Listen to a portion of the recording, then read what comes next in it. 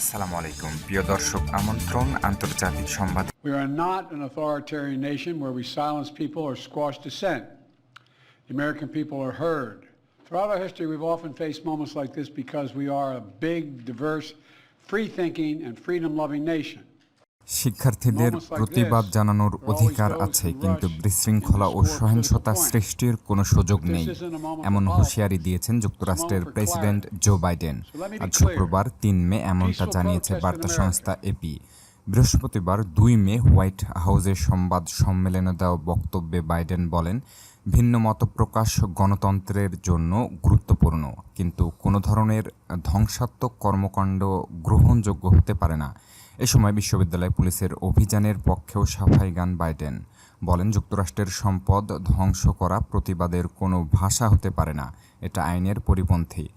৮২ বছর বয়সী মার্কিন প্রেসিডেন্ট বলেন, যুক্তরাষ্ট্র কোনো কর্তৃত্ববাদী দেশ নয় যে ভিন্ন মতকে দমন করা হবে, তবে শৃঙ্খলাকে অবশ্যই প্রাধান্য দেওয়া হবে। ভাঙচুর, অনুপ্রবেশ, ক্যাম্পাস বন্ধ করে দেওয়া কিংবা ক্লাস ও গ্র্যাজুয়েশন বাতিল করতে বাধ্য করা, এসব কোনোটাই শান্তিপূর্ণ প্রতিবাদ হতে পারে।